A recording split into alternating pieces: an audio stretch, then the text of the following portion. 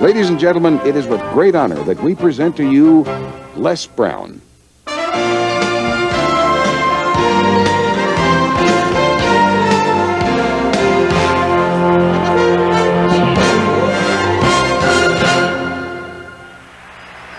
What I'd like for you to do right now, I want you to think about your dream, because I'm in a room full of dreamers. Think about your dream right now. I want you to think about it and envision it. Now, ladies and gentlemen, let me share something with you. I do not believe that any of us have dreams that were not given to us for the purpose of accomplishing those particular dreams. And I want to share something with you that has changed my life. I started out, as was indicated by Jack. It's very humble beginnings. I don't know what that dream is that you have. I don't care how far-fetched it might appear to be. I don't care how disappointing it might have been as you've been working toward that dream. But here's what I know, that dream that you're holding in your mind, that it's possible. Let's say that together, please. It's possible. See, sometimes we can't say, I can do that. But what we can say, that it's possible that I can have my dream as we run toward it, as we work on it day in and day out. No one, ladies and gentlemen, could have convinced me when I started out just over 6 years ago, working on my dream. And I want you to think about whatever your dream is, because I was willing to take a chance. And most people won't do that.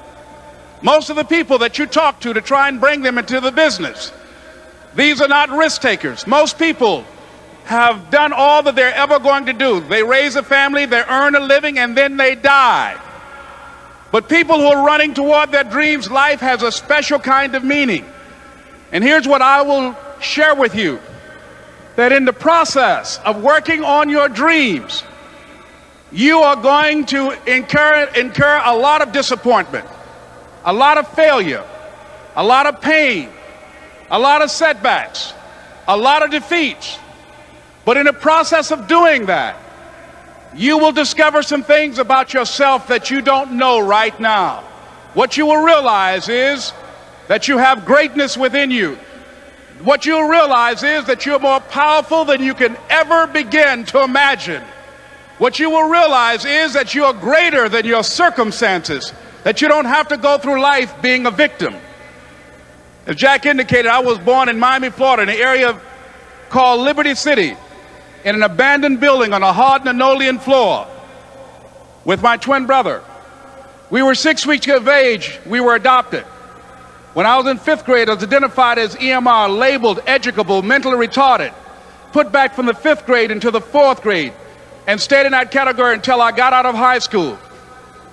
I don't have any college training, but I met a high school teacher who one day changed my life. I was waiting on another student, and when he came in, he said to me, "Young man, go to the board and write what I'm about to tell you." And I said, I can't do that, sir. And he said, "Why not?" I said, "I'm not one of your students." He said, "It doesn't matter, follow my directions now." I said, "I can't do that, sir." He said, "Why not?" I said, "Because I'm educable, mentally retarded." And he came from behind his desk and he looked at me. He said, "Don't ever say that again. Someone's opinion of you does not have to become your reality."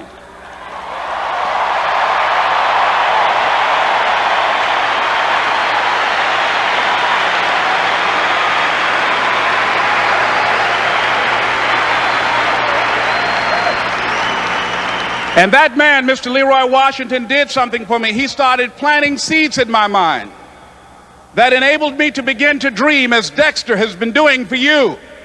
And ladies and gentlemen, I started working on my dream. And most people don't work on their dreams. Why?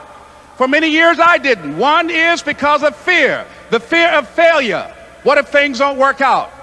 And the fear of success. What if they do and I can't handle it?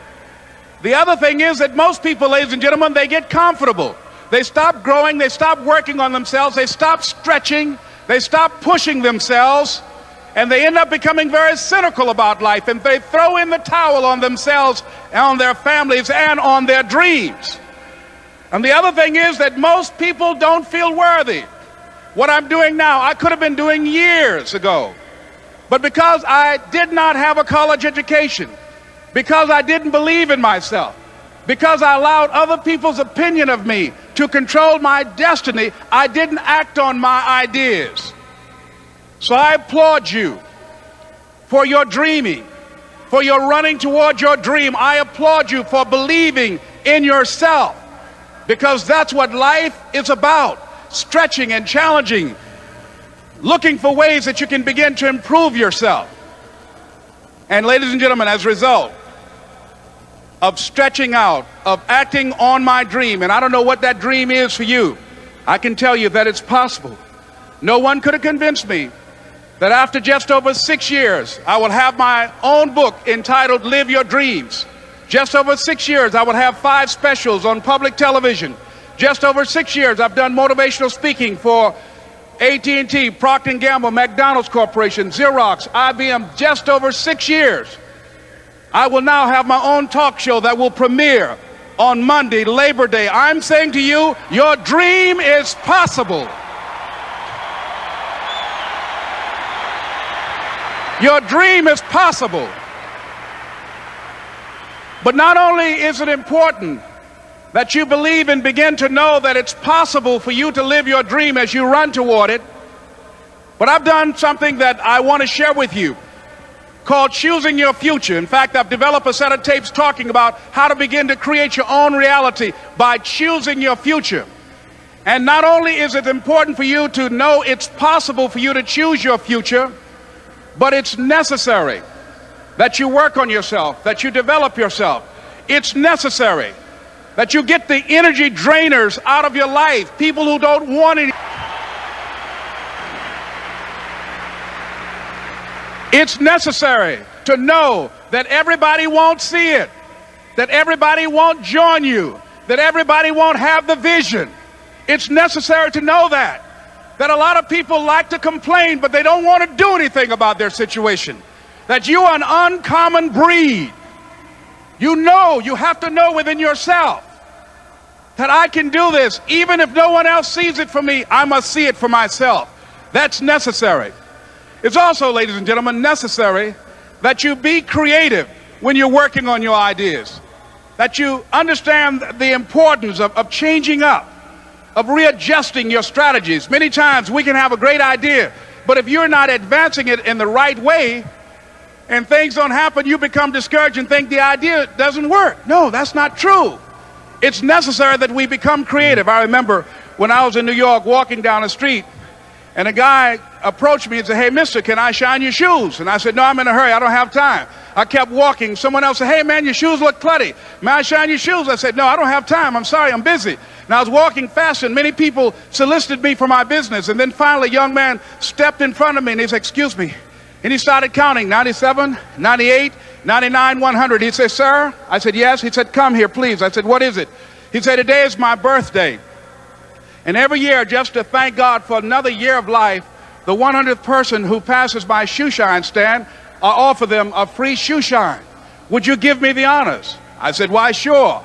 I got up on the shoe shine stand, George, and I sat there, and he shined my shoes diligently.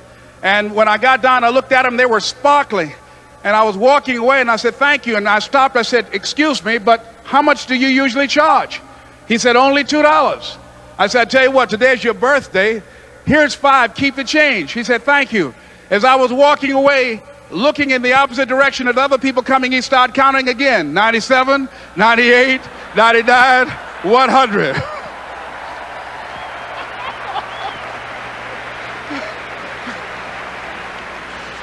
It's necessary that you be flexible, that you are always thinking of how can I improve this better. This is a customer-driven economy.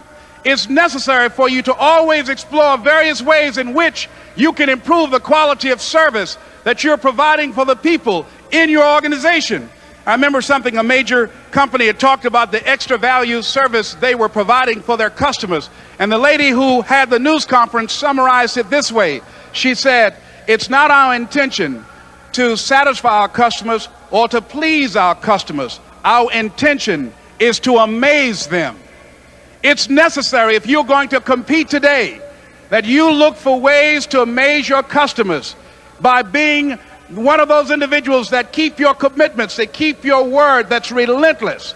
It's necessary as you work with the people that you bring into your organization, that they see that you are a good example of a person to work with, because you model integrity and determination and ambition and truth and honesty and the way in which you conduct business. The next step is, that is you. That is you. That no one can do it for you but you. And even though you face disappointments, even though you will experience some setbacks, it goes with the territory. You must understand that. I remember I was playing a game with my 9-year-old son, John Leslie, and I beat him 10 straight games in a game called Connect 4. And finally, I said, John Leslie, I'm bored. I don't want to play you anymore. And I got up. I said, I'm ready to go to sleep now. And repeat after me, please. Let's say this together. It's not over until I win. John Leslie said, no, you can't go now, Dad. I said, why? He said, it's not over until I win. That was his attitude. We sat down and we played several other games. And finally, after the 11th game, John Leslie won, and he got up and he yawned. And he said, I'm ready to go to sleep now. And I'm saying to you, what if all of us took that attitude after we face a rejection and a no, or we have a meeting and no one shows up, or somebody say, you can count on me, and they don't come through? What if we have that kind of attitude? The car's repossessed. Nobody believes in you. You've lost again and again and again. The lights are cut off, but you're still looking at your dream, reviewing it every day, and say to yourself, it's not over until I win.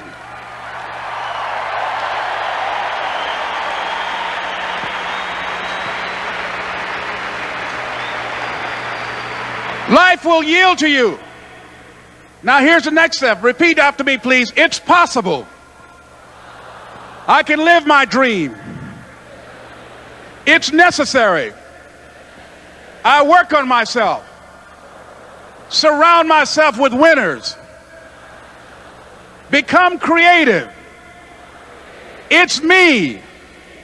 I've got to make it happen. It's not over until I win.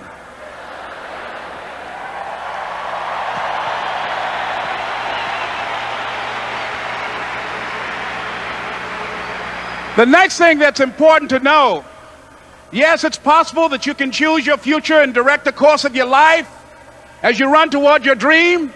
It's necessary that you have goals, that you write those goals down, that you plan, that you think constantly of how you can begin to improve what it is that you're doing. If it's your presentations, if it's your recruiting skills, whatever that is, it's also necessary that you look for ways to always find a way to pull it out when everybody else thinks that you are defeated. That you've got to take personal responsibility to know that in order to become successful, you've got to make it your personal business to do it. But the next thing, ladies and gentlemen, I want to share with you that some of you already know that it's hard. It's not easy. It's hard changing your life. It was hard when just over 3 years ago, in the Penobscot building in Detroit, Michigan, where I was operating my business, and I fell on some hard times, and I was sleeping in my office. It was hard coming into the lobby, and the security said, excuse me, Mr. Brown, can we see you for a moment? And I said, yes. And I walked up to the counter, and he gave me an envelope. And he said, would you mind reading it here? And I opened the envelope, and the envelope was from management that said, this is an office tower. It's not a hotel. Please do not sleep in your office. And I said, excuse me, sir. I said, I just work long hours in creating my business. I'm an entrepreneur. And right now things are bad for me, but they're not going to be this way always. And I just asked for the opportunity to continue to operate like I'm doing. I'm not trying to make this my home. And it was hard coming through the lobby And sometimes they would laugh. There's a guy talking about becoming successful. And look at him. He's bathing in the bathroom upstairs on the 21st floor. He sleeps on the floor. Him and two other dreamers up there. Look at him. It was hard, ladies and gentlemen, coming to speak to people. And I was facing financial difficulties in my own life. I was behind on my bills and my dreams, and I'm saying to them, you can live your dream. It was hard, ladies and gentlemen. It was very difficult to pick myself up each day believing that I could do it. There were times that I doubted myself. I said, God, why is this happening to me? I'm just trying to take care of my children and my mother. I'm not trying to steal or rob from anybody. Why did this have to happen to me? It was very hard. And here's what I want to say to you. For those of you that have experienced some hardships, don't give up on your dream. No one could have convinced me by holding on, by continuing to push forward, by continuing to run toward my dream, that one day I would have my own talk show. It's a long shot, ladies and gentlemen, from Liberty City, an abandoned building on a floor, never knowing my mother or father. It's a long shot. Being here with you today in this dome in Atlanta, it's a long shot. No college training, labeled educable, mentally retarded, but I kept running toward my dream.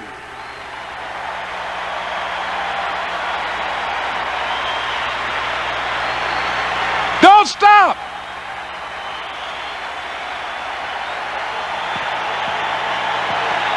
Don't stop.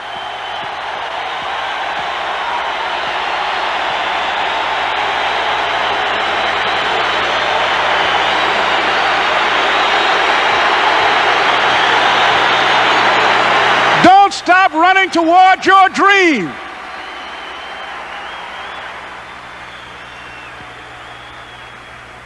It's very important as you hold on to that dream. There are moments when you're going to doubt yourself. There are rough times are going to come, but they have not come to stay. They have come to pass. It's very important for you to know that. Don't say I'm having a bad day. Say I'm having a character building day.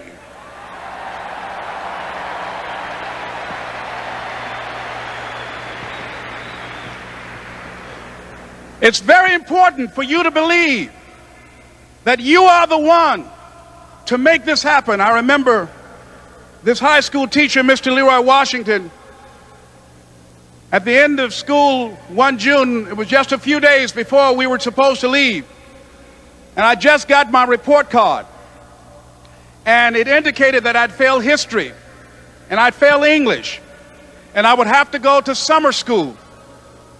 And I was feeling within myself that I was a failure, that I'm slower than most people in getting paperwork, and I was feeling down on myself and very negative. And Mr. Washington was giving a speech to the graduating seniors, and I was in 11th grade. And even though I wasn't supposed to be in there, I went in there because the speech he was giving, that speech was for me. And as he talked, my heart began to beat fast. Tears began to run down my eyes, and I was in the back just listening to him because he said, and he was a very dramatic man. I still talk to him to this day.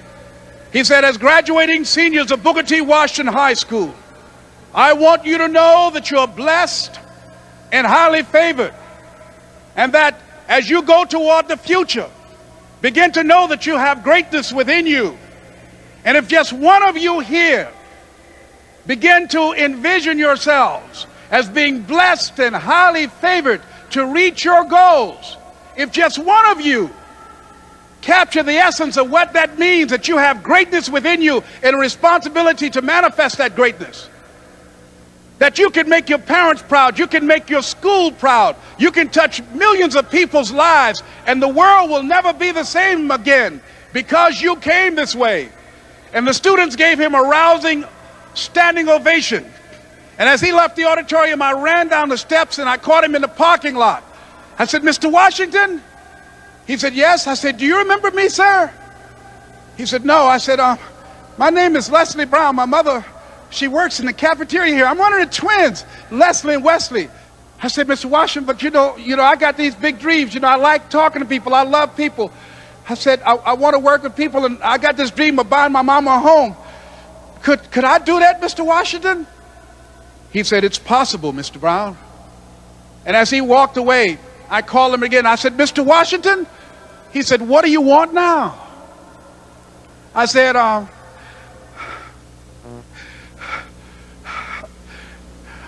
I'm the one, sir. I said, I'm the one. You remember me, sir. I'm Miss Mamie Brown's boy. I'm the one. I'm the one.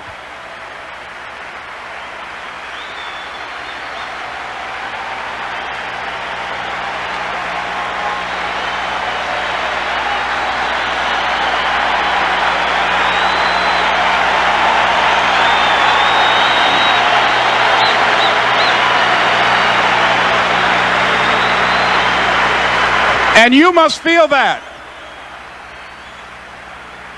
why you're here, because you are the one. And I remember when PBS first played one of my specials called You Deserve, one Sunday afternoon in Miami, Florida. I had some friends call him to tell him to tune in. And he watched the program. He called me in Detroit, and I answered the phone. I said, hello. He said, may I speak to Les Brown, please? I said, who's calling? He said, you know who this is. I said, oh, Mr. Washington, it's you. He said, you were the one, weren't you? I said, yes, sir. He said, and you were so crazy. I said, I know, but I'm rich now.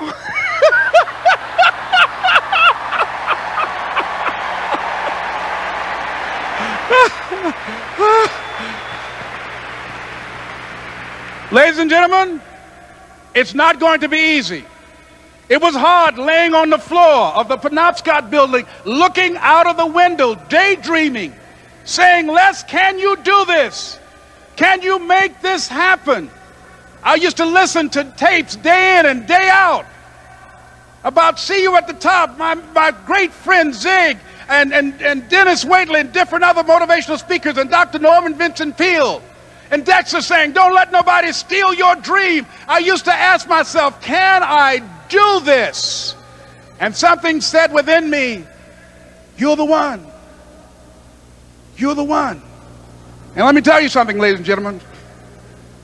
While you're here, and before you go back home to your respective cities and communities, write down at least 5 reasons on why you deserve your dream, on why you won't give up, what's going to make you unstoppable, why you must be unreasonable, because logical, practical thinking says you can't do it today.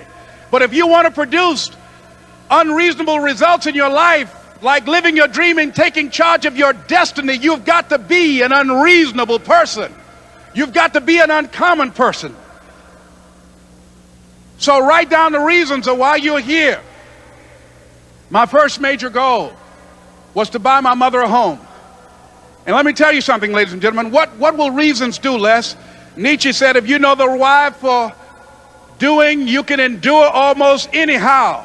What do you mean by that? If you know why you're doing something, when the hard times come, and they're going to come, when the disappointments and the rejections come, and they're going to come by the truckloads, your reasons will be your rod and staff to comfort you, to pick you up. Once again, I got a saying on one of my tapes, if life knocks you down, try and land on your back, because if you can look up, you can get up. Let your reasons get you back up.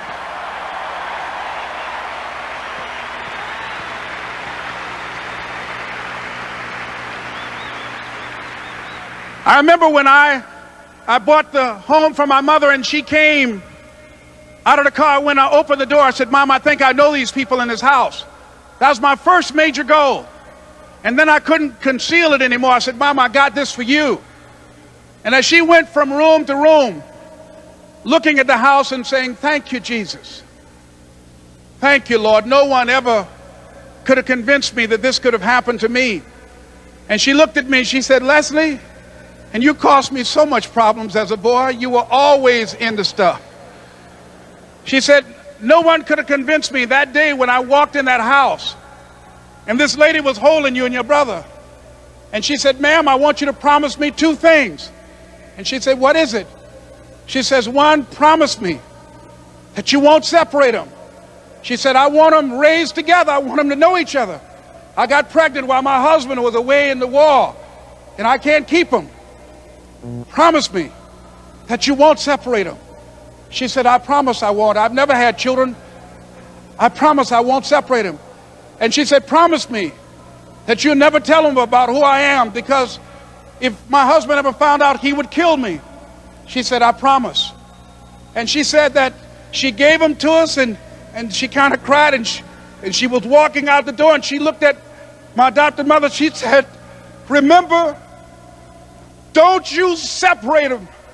She said, I swear to God, I won't separate them. I'll keep them together. And she said, as I held y'all in my arms, I never had any children of my own. I didn't know how I was going to do it, but I knew with the help of God, I will do it. And ladies and gentlemen, my mother had a dream of having children and raising us. She didn't know how she was going to do it. You're going to be just like that. And some of you are already there. Well, you don't know how you're going to make this happen, but you just feel within yourself some way, somehow, with the help of God, I'm going to make it happen.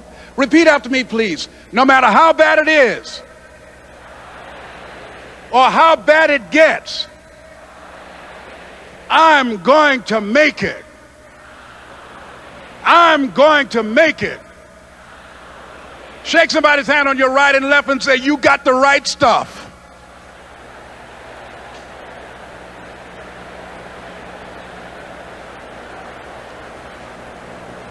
So yes, it's possible for you to live your dream.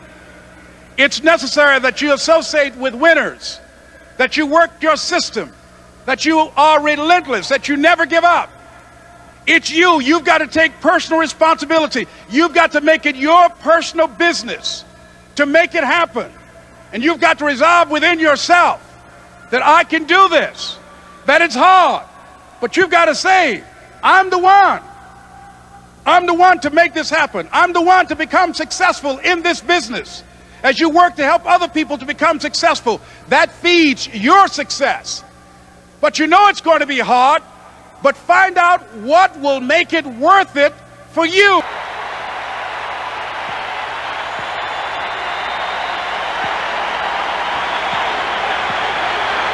You got to be hungry.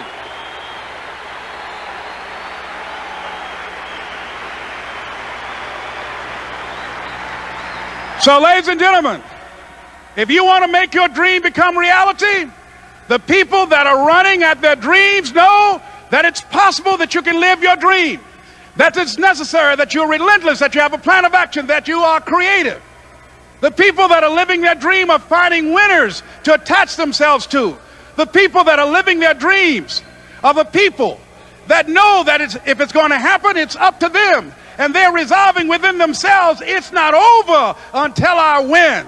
The people that are running after their dream know they're going to have hard times. They keep on running because they're saying within themselves, I'm the one. I'm the one. No matter how bad it is or how bad it gets, I'm going to make it. The people that are running after their dreams are the people that are hungry. Shake somebody's hand on your right and left and say, you got to be hungry.